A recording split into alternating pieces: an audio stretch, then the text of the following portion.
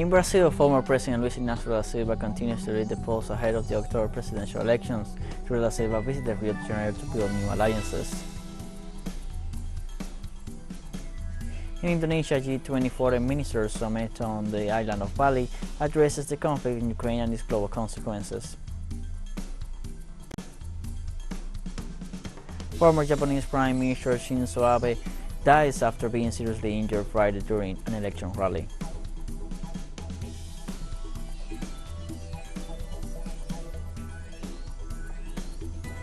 Hello, welcome to From the South. I'm Luis Alberto Matos from the TeleSUR studios in Havana, Cuba. We begin with the news. The former president of Brazil, Luis Ignacio Lula da Silva, continues his tour of various regions of the country. From Rio de Janeiro, he held a meeting with community leaders and led the event Always Together for Rio, with the aim of establishing new political alliances. Thousands of citizens who ratified their support for the presidential formula of Lula da Silva and Geraldo Alckmin. Previously, Lula fulfilled a political agenda of engagement with community leaders and the board of directors of university, public and private schools in the region. So far, the former president is leading all polls ahead of the elections to be held on October 2nd.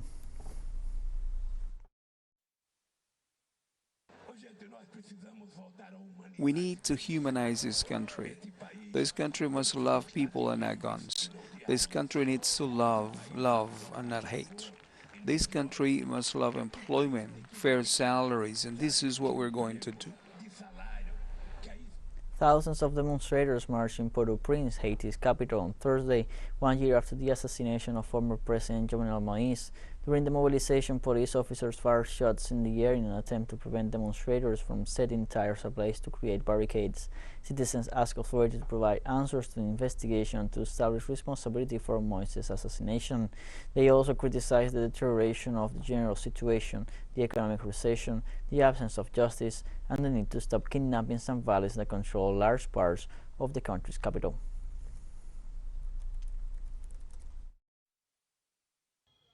They have appointed 5 judges since the death of the president and are really losing flower. We are going to walk the streets seeking justice for President Jovenel Moïse. The teachers' union, together with the other sectors of Panama, continues this Friday with a national strike of 72 hours that can be extended further to denounce and reject the increase in fuel prices and the basic food basket. The students of the University of Panama joined this Friday the strike and protest initiated by the teachers' union in provinces such as Veraguas, Herrera, and Chiriquí. Authorities indicate that the demonstrations have spread to other regions after the failure of the first round of negotiations with a government commission headed by the Minister of Education, Maruja Gordai. Teacher activists demand compliance with Article 349 of the Organic Law of Education, which establishes the government's obligation to guarantee the efficiency and effectiveness of teaching.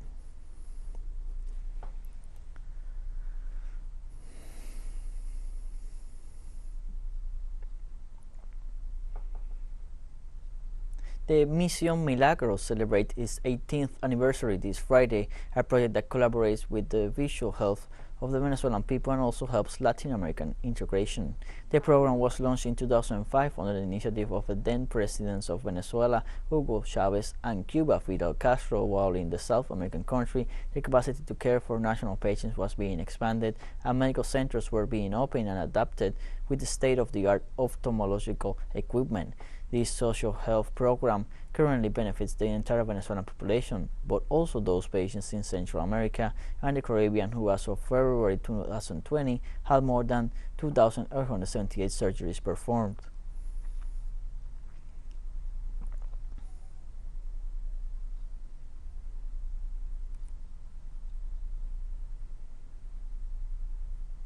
Venezuela celebrated 51 years of diplomatic relations with Algeria. The ceremony was headed by the Venezuelan Foreign Minister Carlos Farias, who ratified these ties between both nations. Venezuela and Algeria began to establish diplomatic ties in 1971 with the exchange of notes between their representatives at the United Nations organizations in New York. Since 2000, diplomatic relations were energized with the development of a series of official working visits, according to the Vice Presidency of the Republic on its website. Recently, the Venezuelan head of state, Nicolas Maduro, visited Algeria, where he ratified the cooperation between both nations.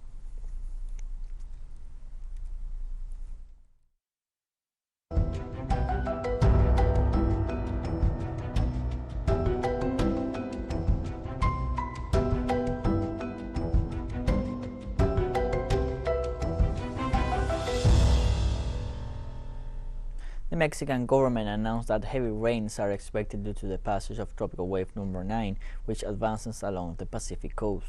According to forecasts from Mexico's National Water Commission, the weather phenomenon will stretch off Colima and Jalisco, interacting with a low-pressure area with cyclonic potential of the southern Pacific. In view of this report, regional authorities issued rainfall warnings that could result in strong winds, thunderstorms, and hail.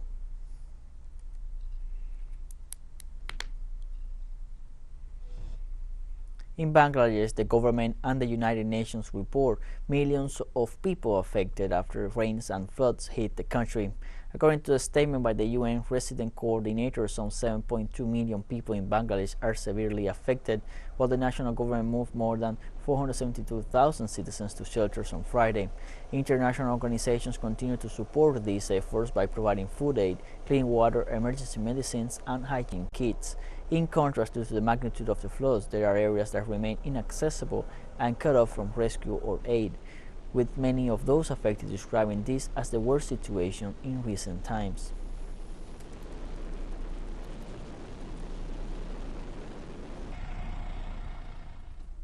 We'll take a short break now. Join us again after this.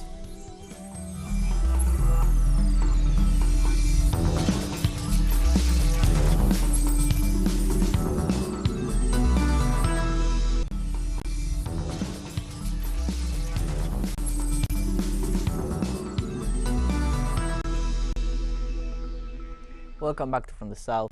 The G20 Foreign Minister Summit opened in Indonesia on the island of Bali on Friday, with the conflict in Ukraine and its global consequences at the center of discussions. During the day, the ministers will focus on strengthening multilateralism and addressing food and energy security. According to Indonesian Foreign Minister Retno Marsudi, the Ukrainian crisis, meanwhile, is one of the main themes of the debate, in particular the attendance of Russian Foreign Minister Sergei Lavrov at the forum, despite the fact that several Western governments tried to convince Indonesia to withdraw the invitation sent to Moscow. However, the Jakarta government refused to do so and, as a compromise, invited Ukraine as a guest to participate virtually. At the same time, Russian media reported that Lavrov will hold bilateral meetings with the foreign ministers of Argentina and Brazil in parallel to the main meeting.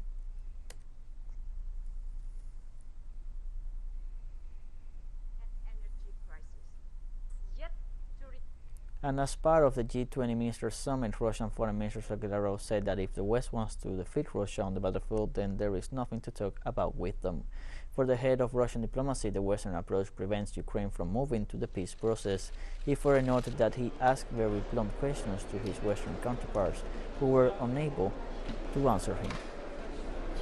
Lavrov said they have no answers to these questions, only a rabid Russophobia with which they replace the need to reach an agreement on key issues of the global economy and finance. Sergei Lavrov also said that Russia does not intend to encourage the United States to resume mutual contacts. He recalled that it was not Moscow that decided to suspend contacts, but Washington.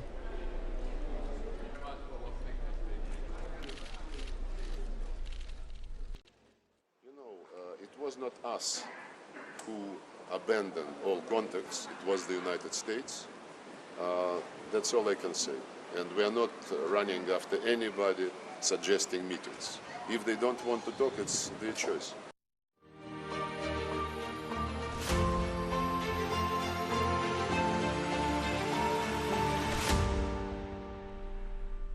Russian President Vladimir Putin warns of catastrophic consequences of Western sanctions on the global energy market during a televised government meeting.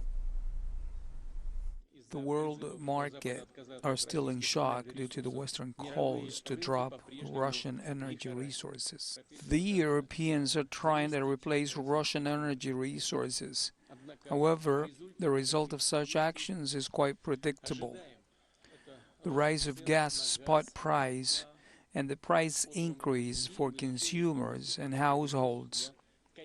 These demonstrates that sanctions against Russia damage more those countries that implement these sanctions than what they do damage us. The president of Russia, Vladimir Putin, stated that the West has failed in its attempt to impose a model of totalitarian liberalism on the world. During a meeting with the leaders of the Duma factions in St. Petersburg, he declared that Washington failed to impose its world order and tried to create discord through its aggressive policy.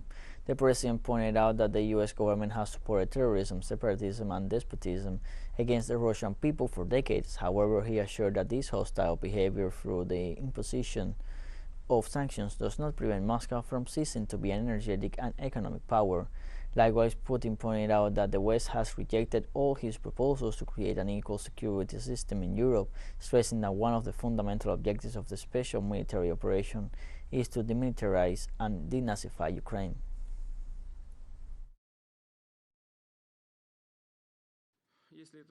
If the West wanted to provoke a conflict in order to move to a new stage in the fight against Russia, a new stage in the containment of our country, then we can say that it has succeeded in a certain way. Both the war has been unleashed and sanctions have been imposed. In normal circumstances, it would have been difficult to do. The course of history is inexorable, and attempts by this collective West to impose its new world order on the world, these attempts are doomed to fail.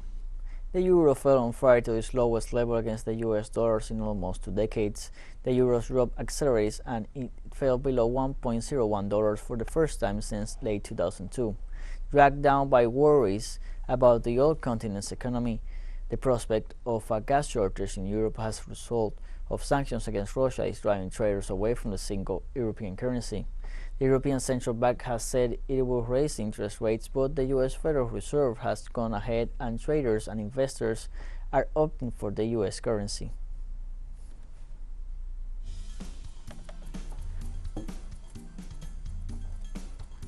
More news coming up after the final short break, so don't go away.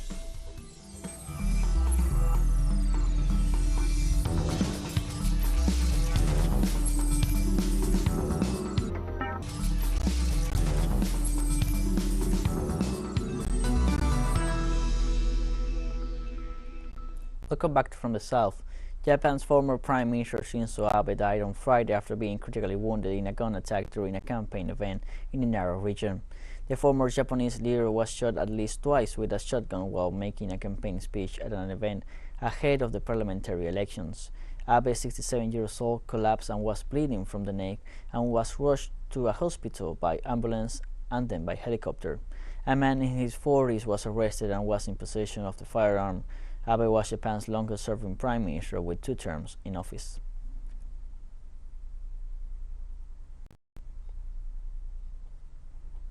In this context, governments around the world will mourn the death of the Japanese politician and express their solidarity with the people of Japan. India's Prime Minister Narendra Modi tweeted, "I am shocked and saddened beyond words at the tragic demise of one of my dearest friends, Shinzo Abe. He was a towering global statesman, an outstanding leader, and a remarkable administrator. He dedicated his life to make Japan and the world a better place."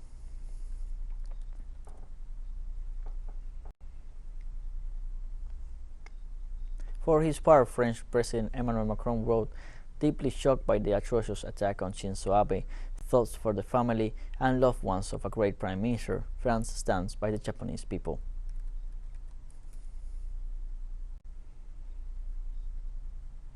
Mexican Foreign Minister Marcelo Ebrard also tweeted, "Our ambassador to Japan, Melba Priya, informs me that she has received confirmation of the death of former Prime Minister Shinzo Abe. Our sincere condolences to his family, friends, and the Japanese people for their enormous loss today. May he rest in peace." German Chancellor Olaf Scholz wrote, "The fatal assassination attempt on Shinzo Abe stuns and deeply saddens me.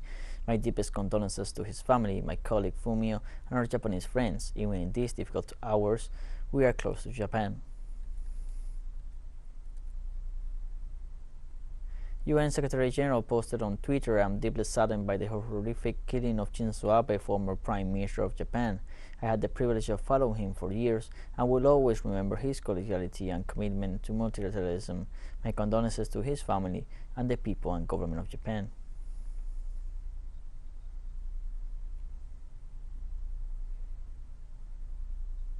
The Chinese Foreign Ministry offered condolences to family of former Japanese Prime Minister Shinzo Abe, When asked about the incident, Chinese Foreign Ministry spokesman Zhao Lijian said that China was shocked, adding that Abe contributed to the improvement and development of China-Japan relations.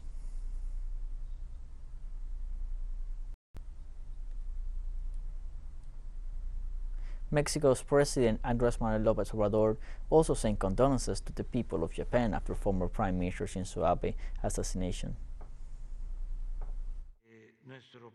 We express our condolences to the people of Japan because yesterday the former Prime Minister of Japan, Mr. Shinzo Abe, was assassinated.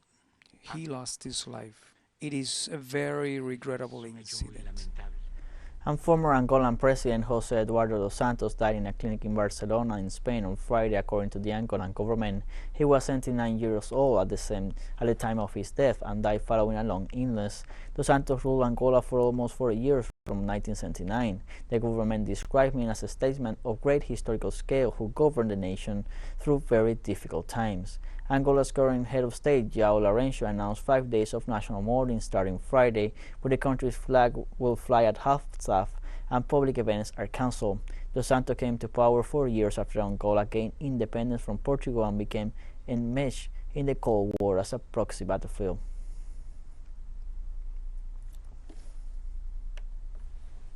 Pro-democracy groups in Sudan announced a revolutionary council Thursday to close ranks against coup leader General Abdel Fattah al-Burhan. Pro-democracy groups reject al-Burhan's offer of a civilian government. Protesters keep pressing for his resignation.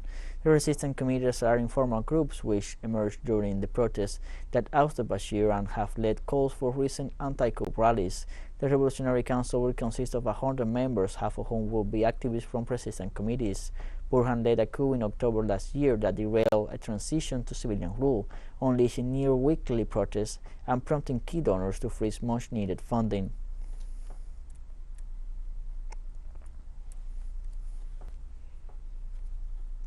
In Guinea, hundreds of protesters took to the streets and clashed with police after the arrest of 3 political and social leaders. Protests resumed Thursday in the African capital of Conakry in protest for the arrest of the 3 leaders of the National Front for the Defense of the Constitution. The detainees are accused of participating in early protests that ended with 17 policemen injured. Meanwhile, the protest action were also replicated in different suburbs of the city where demonstrators armed with stones and stakes clashed with police officers.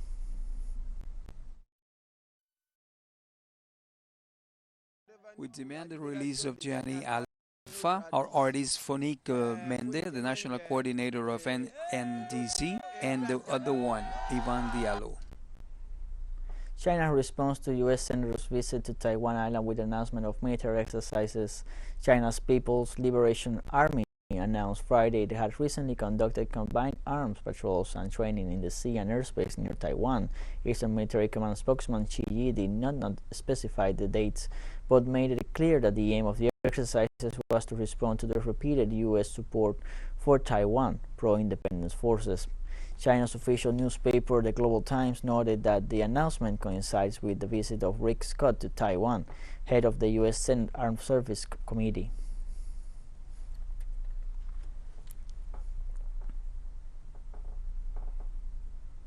TeleSUR English continues to grow. Its signal now reaches Europe. You can order from your cable dealer or tune it yourself. These parameters that you see on screen are in place since July 1st. Quite soon, further changes will be implemented for the signals in the Middle East and Africa.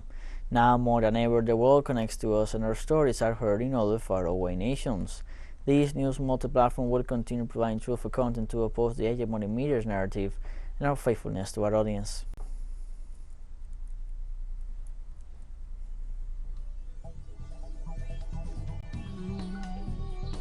We have come to the end of this news brief, where you can find these and many other stories on our website at telesurenglish.net. You can also join us on social media, Facebook, Twitter, Instagram, and Telegram. For TeleSUR English, I'm Luis Alberto Matos. Thank you for watching.